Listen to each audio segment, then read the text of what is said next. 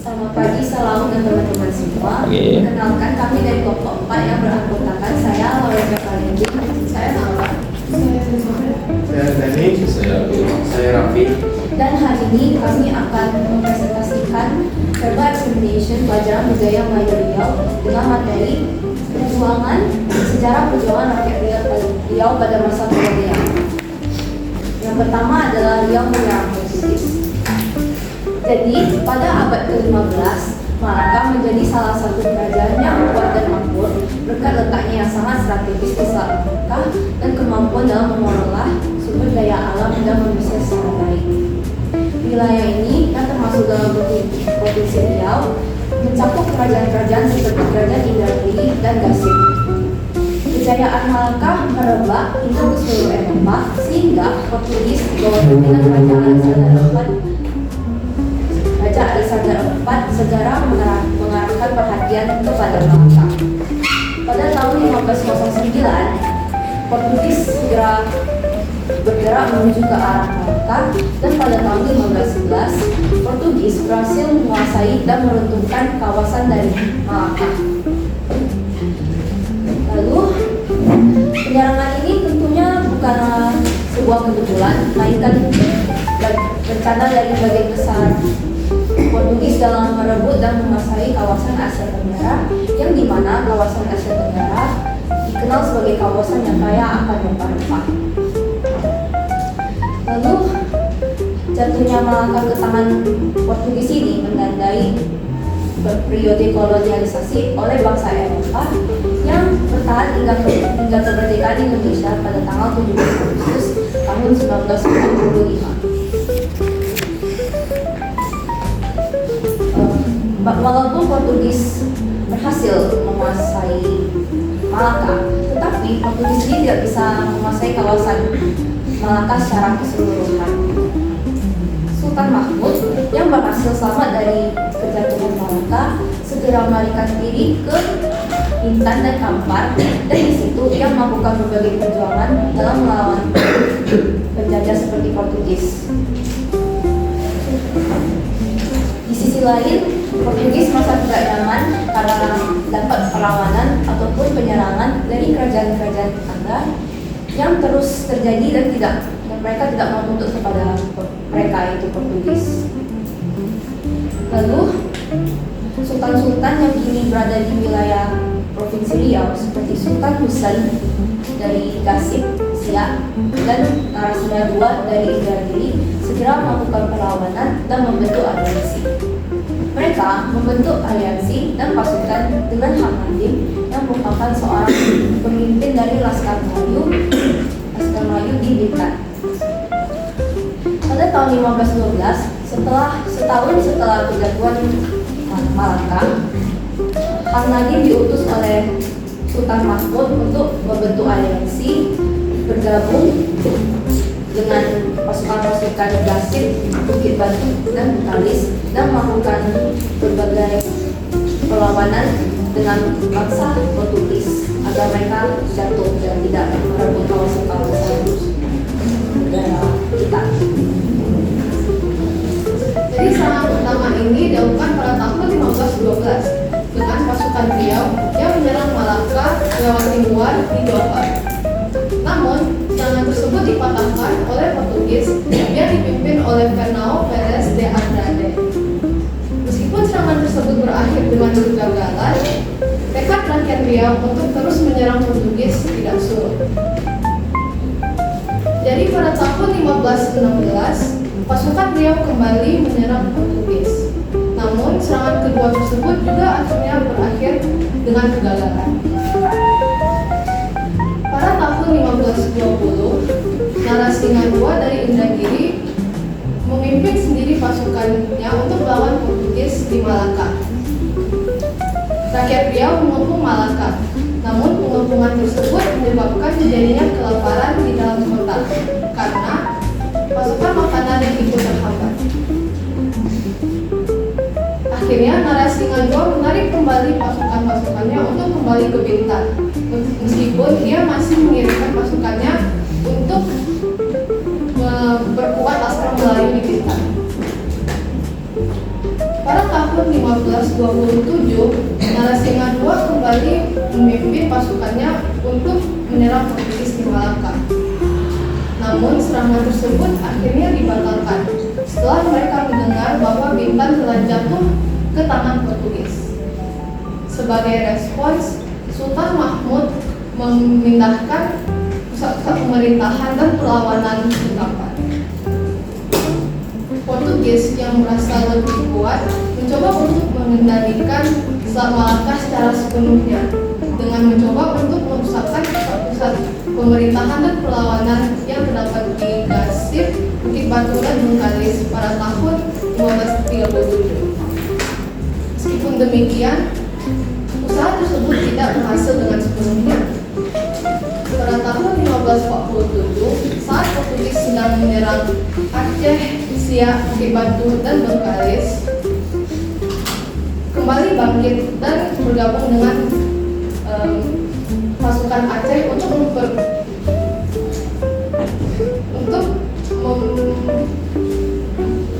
mendapatkan hak mereka atas tanah dan kemerdekaan mereka. Perlawanan yang terjadi di Riau ini terus berlangsung meskipun Malaka sudah dikuasai oleh Portugis dan semangat perlawanan dalam kawasan ini tidak padam. Kemudian menyerang Belanda, Inggris, dan Jepang. Selama berabad-abad, wilayah Melayu, terutama Riau, menjadi medan pertempuran rakyat Indonesia terhadap penjajah asing. Yang dimulai dari Portugis hingga akhirnya didominasi oleh Belanda setelah mengalahkan Portugis di Malaka pada tahun 1641. Setelah kemenangan itu, Belanda menghadapi perlawanan sengit dari berbagai daerah seperti Siak, Bengkalis, Ungaru, hingga ke Pulau Batam. Tokoh-tokoh Melayu mempertahankan wilayah mereka dengan pengorbanan besar, baik harta, darah maupun nyawa. Pada tahun 1759, Raja Mahmud dari Siak bersama panglimanya Said Umar berhasil merebut benteng Belanda di Sungai Siak. Pada tahun 1782, Raja Haji memimpin perang Riau yang mengusir Belanda dari Kepulauan Riau. Kemenangan ini dianggap bersejarah karena berhasil mengalahkan salah satu armada laut terkuat di dunia. Meskipun Raja Haji tewas dalam pertempuran di Malaka pada 1784. Selama periode 1820 sampai 1839, Tuan Tambosai berhasil memimpin perjuangan melawan Belanda dari Rokan hingga Sumatera Barat dan mendapatkan julukan Harimau Pahit. Panglima besar Sulong dari Indragiri juga menolak tunduk kepada Belanda dan bertahan meskipun tewas dalam pertempuran. Pada 1898, Tabano dari Yamamoto Kampar mempertahankan wilayah dengan perlawanan sengit, bahkan menewaskan beberapa pasukan Belanda sebelum akhirnya gugur.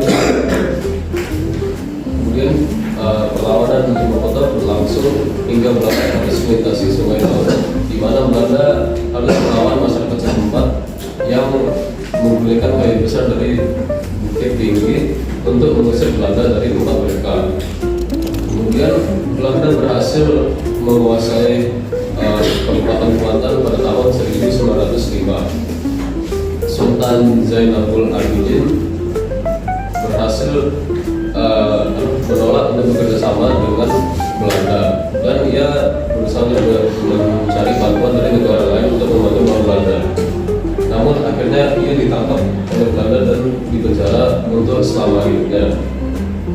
Jadi poin-poin inti yang kita dapat ambil dari perlawanan masyarakat Melayu terhadap Belanda, Inggris, dan Jepang adalah bahwa perpindahan kekuasaan yang pertama adalah dari Portugis ke Belanda, di mana pada tahun 1641 Belanda menyerang Malaka dan berhasil menang lawan Portugis.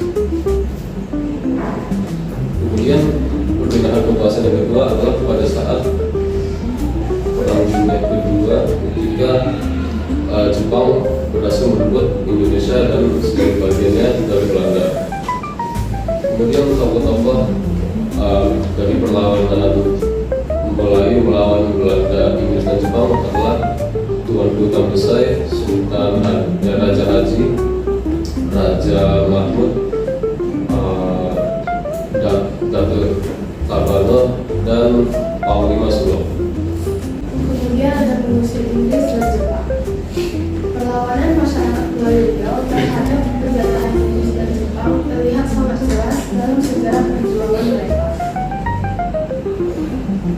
Pada masa penjajahan Inggris dan Jepang di Riau, masyarakat setempat tidak hanya tinggal diam. Mereka melakukan berbagai bentuk perlawanan. Salah satu peristiwa penting adalah penjajahan Jepang. Masyarakat yang terjadi di beberapa daerah seperti Rokan, Bengkalis, Bukit Batu, dan Siak. Perlawanan ini juga terjadi di Enok, Indragiri Hilir, dan Labuhan Tangga. Di Enok, perlawanan terjadi akibat masyarakat tidak mau menyerahkan hasil pertanian mereka kepada Jepang. Sementara di Labuhan Tangga, perlawanan dipicu akibat larangan Jepang terhadap pelaksanaan takbir dan sholat Idul Fitri pada tahun 1944. Masyarakat juga melakukan perlawanan dengan berbagai cara lainnya seperti mogok kerja dan memboikot. Salah satu contoh mogok kerja terjadi di kalangan buruh, di mana mereka dipaksa bekerja untuk membangun jalan tanpa bambu dinalis oleh Jepang, yang dimana hal ini berakhir tragis karena Jepang justru menyiksa buruh tersebut dan mengakibatkan kebakaran hutan. Oke, selanjutnya adalah masyarakat adat melawan penjajah. Salah satu masyarakat adat adalah masyarakat orang laut. Pada abad ke-17, persisnya pada tahun 1680, orang laut pernah memiliki konflik dengan Belanda. Konflik ini dimulai ketika orang laut tidak menerima tawaran kerjasama yang ditawarkan oleh Belanda. Karena ketidaksetujuan tersebut, Belanda menyebarkan fitnah dan mengatakan bahwa orang laut merupakan perampok yang akan merampok semua barang yang ada di kapal yang melintas di Selat Malaka. Tujuan dari fitnah ini adalah agar orang laut memiliki permusuhan antara masyarakat lain dan orang asing yang melintas di Selat Malaka. Respons orang laut pada fitnah ini adalah mereka menyerang Belanda yang ada di Bengkalis dan mengganggu semua kegiatan ekonomi dan pemerintahan yang ada di sana. Yang kedua adalah masyarakat Sakai. Pada abad ke-19, persisnya pada tahun 1833 hingga 1835, masyarakat Sakai pernah berperang dengan Jepang. Walaupun senjata mereka tidak seimbang, tetapi mereka tetap dikenal sebagai pasukan elit tradisional yang tangguh. Senjata yang mereka gunakan berbagai seperti is, dan sumpit dalam peperangannya. Walaupun pertempurannya tidak seimbang, tetapi peperangannya memiliki arti. Yang terakhir adalah masyarakat Akin. Pada abad ke-20, persisnya pada tahun 1930 hingga 1931, masyarakat Akin pernah berperang dengan Belanda. Saat itu, kerajaan Siem berada di bawah kepemimpinan Sultan Asyadi Syarif Qasim Sani Abdul Jalil Syafruddin. Peperangan ini terjadi di Bengkalis yang pertempurannya diketuai oleh suatu tokoh bernama Koyan yang memiliki kekuatan di darat dan di laut. Kekuatan yang mereka memungkinkan mereka untuk menguasai peperangan melawan Belanda. Sekian dari presentasi dari kelompok 4. Maaf bila ada salah dalam penyampaian.